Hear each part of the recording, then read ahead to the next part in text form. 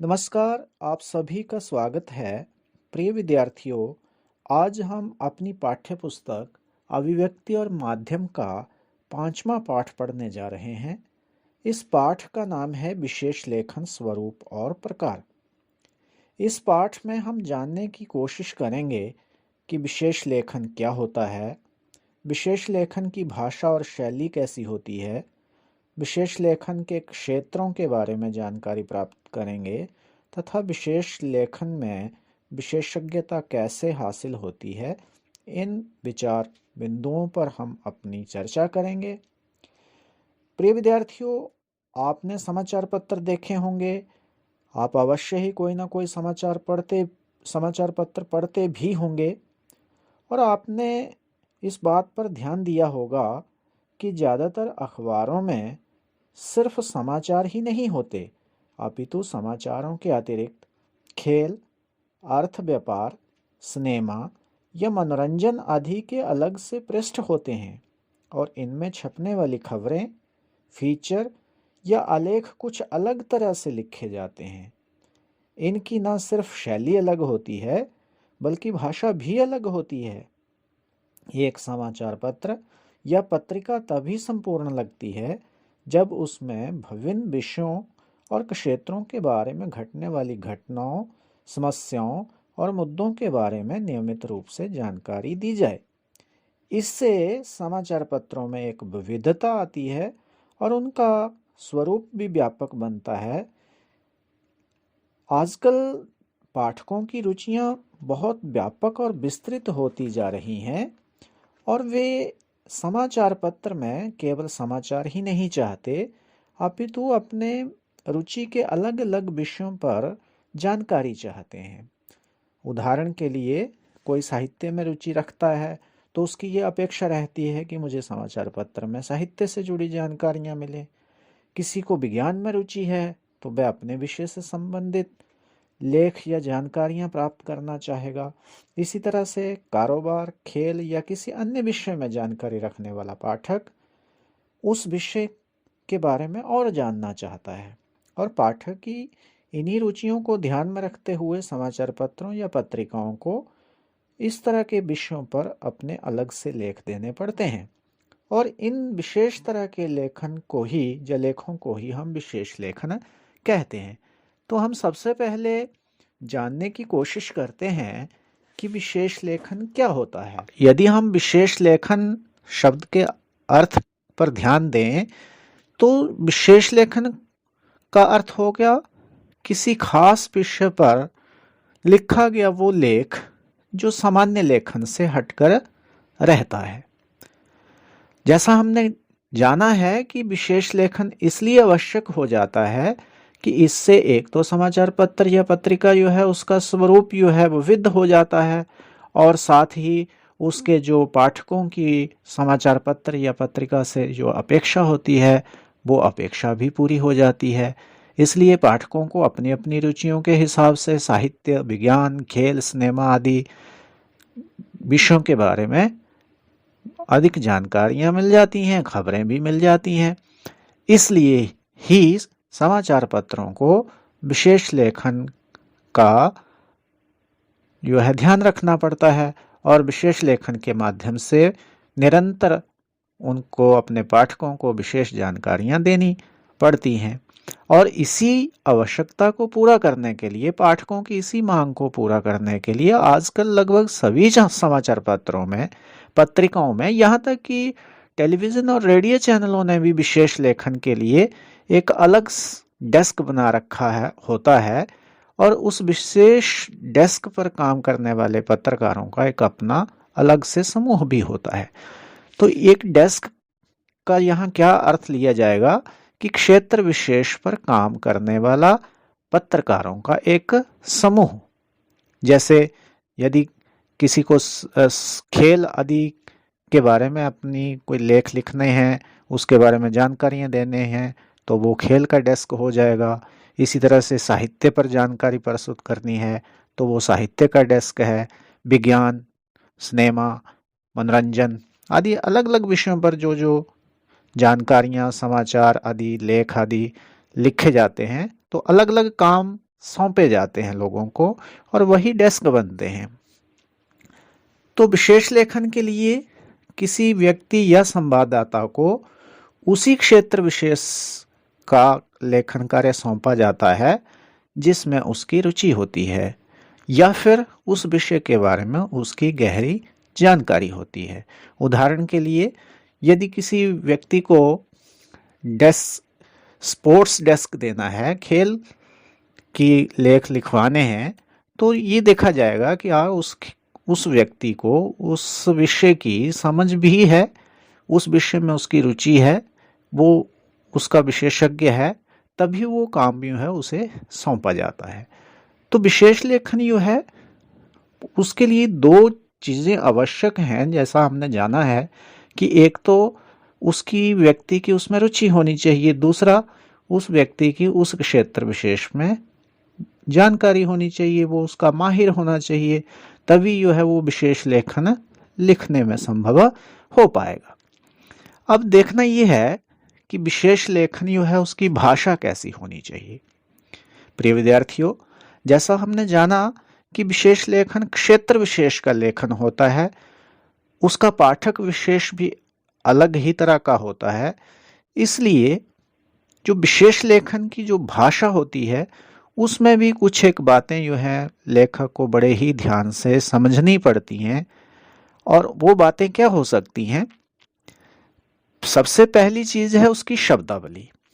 जो विशेष लेखन है ये अलग अलग क्षेत्रों से जुड़ा हुआ होता है और अलग अलग क्षेत्रों की अपनी अलग अलग तकनीकी शब्दावली होती है।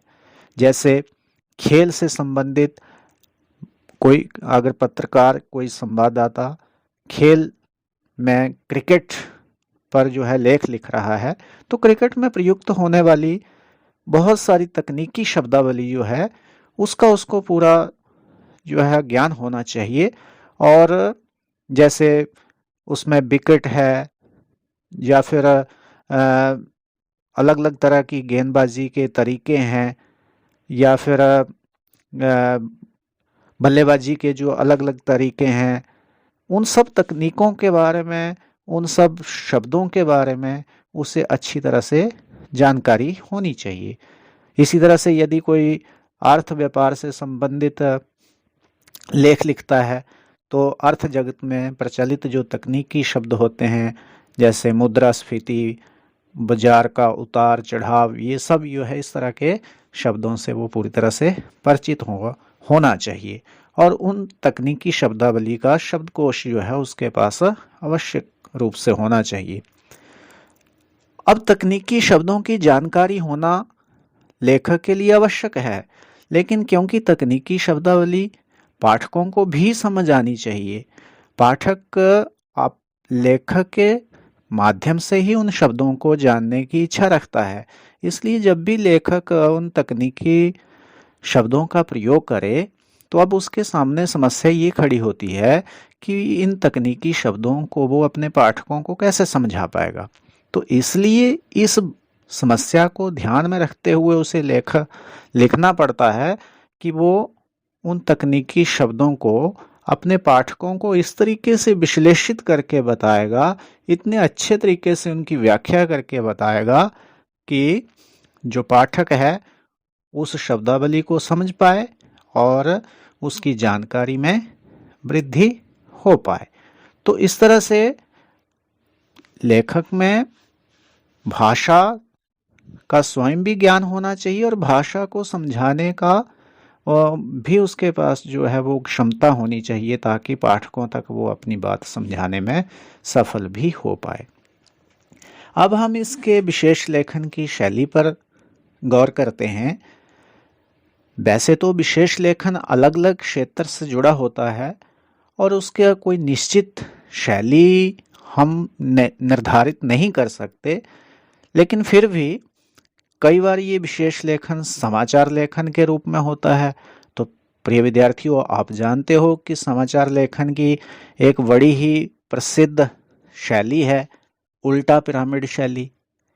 तो यदि विशेष लेखन एक समाचार के रूप में प्रस्तुत किया जा रहा है तो लेखक उल्टा पिरामिड शैली का प्रयोग कर सकता है। लेकिन यदि लेखक को अपना ये लेख जो है फीचर की तरह प्रस्तुत करना है, तो आप जानते हैं कि फीचर को कथात्मक शैली में रखा जाता है, तो इस तरह से वो आप कथात्मक शैली का प्रयोग भी कर सकता है। तो इस तरह के जो लेख हैं वो पढ़ने वाले पाठक जो हैं, इस तरह के लेख जो पाठक पढ़ते हैं वो भी इस क्षेत्र में बहुत अधिक रुचि रखने वाले होते हैं, इसलिए उनकी अपेक्षाएं भी ज़्यादा होती हैं। वे लेखक से इस बात की अपेक्षा रखते हैं कि उन्हें इस क्षेत्र के बारे में अधिक से अधिक जानकारी प्राप्त हो सके।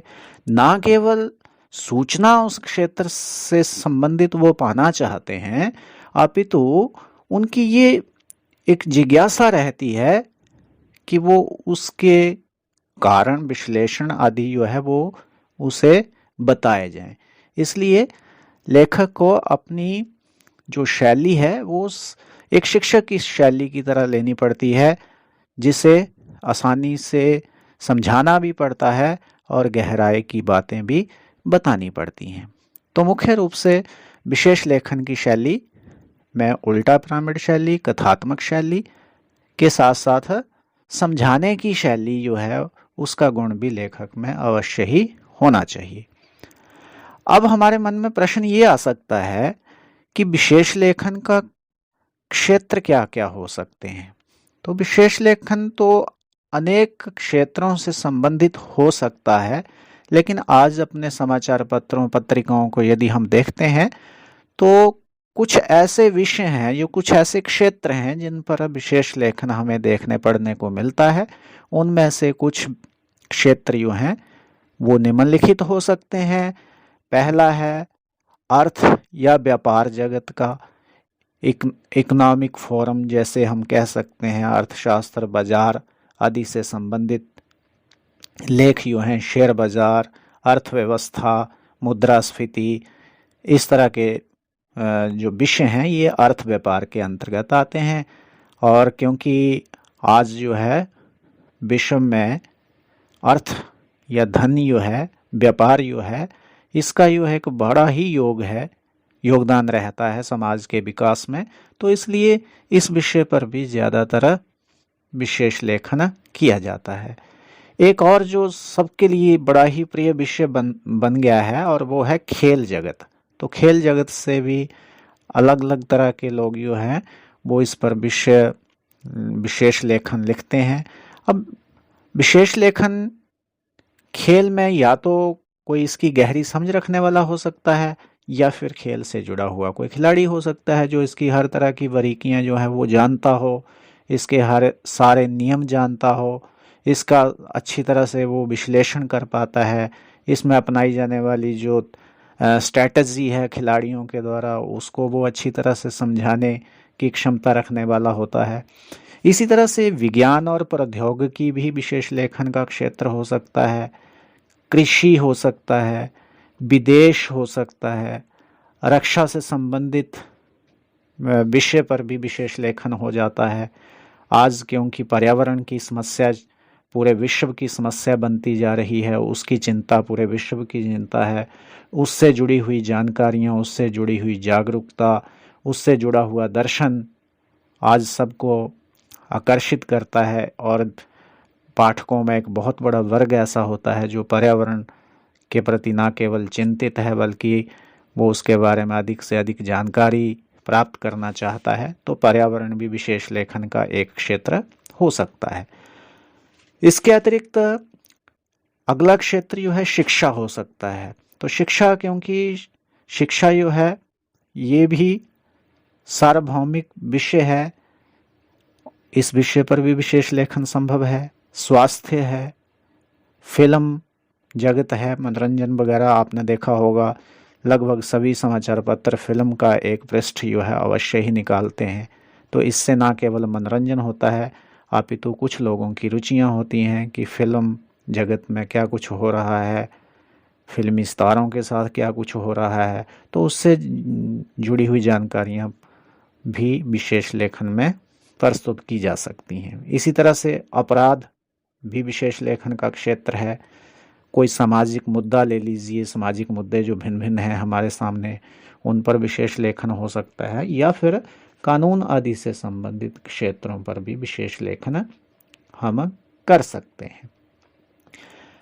अब हमारे सामने जो विशेष प्रश्न आता है वो प्रश्न ये है कि विशेष लेखन की विशेषज्ञता कैसे हासिल की जा सकती है।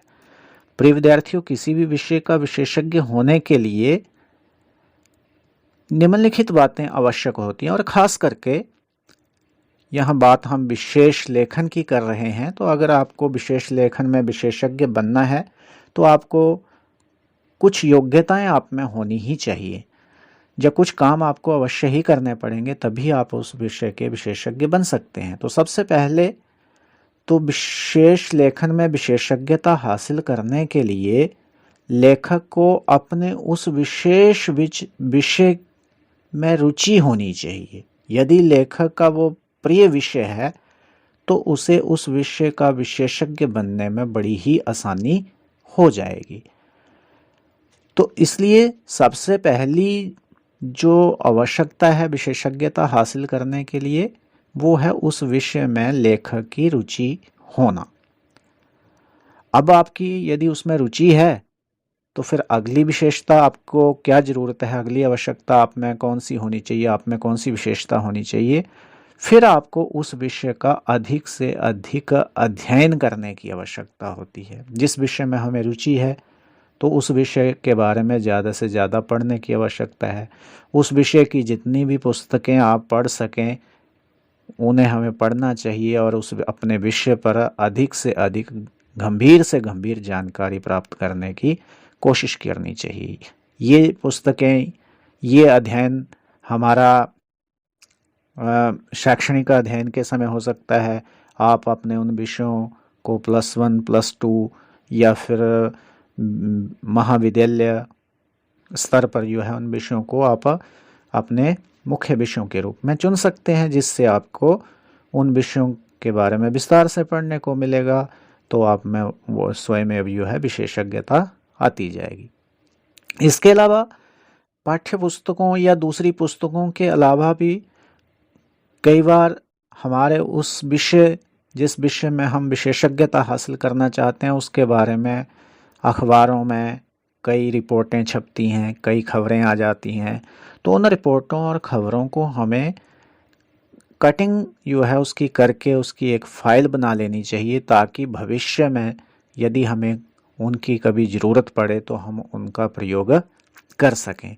तो आपके पास एक तरह से ये पुस्तकों के अतिरिक्त अन्य सामग्री का संग्रह बन जाता है और आपको अपना लेख प्रभावी बनाने के लिए, प्रामाणिक बनाने के लिए इन रिपोर्टों और ख़बरों की काफ़ी मदद मिल जाती है। अगली विशेषता है कि उस विषय की जो संदर्भ सामग्री है वो आपके पास संकलित होनी चाहिए। उस विषय की कौन कौन सी पाठ्य पुस्तकें हो सकती हैं, उस विषय के से जुड़ी हुई कहाँ कहाँ किस किस रूप में जानकारियाँ आपके पास प्राप्त हो सकती हैं, तो वो उसे हम संदर्भ सामग्री कहते हैं। तो ये आपके पास जो है वो होनी चाहिए।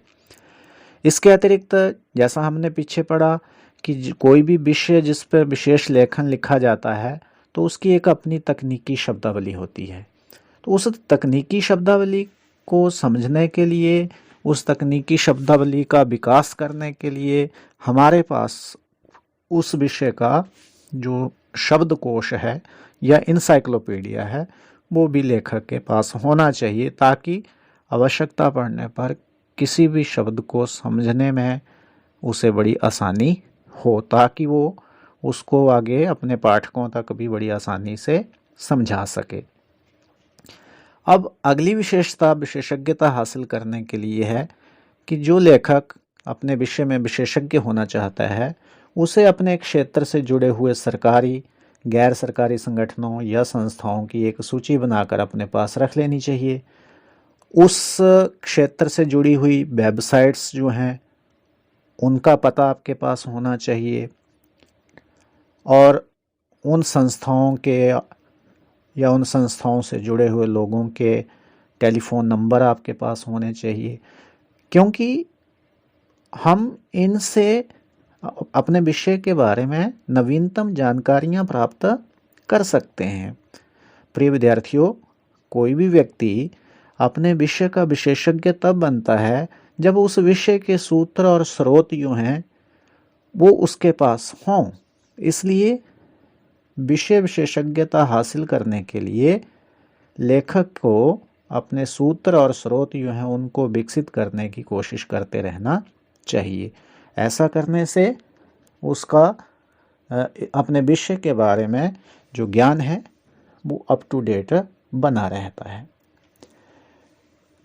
विशेषज्ञता दिनों दिन या एक दिन में प्राप्त नहीं की जा सकती, ये निरंतर अभ्यास मांगती है।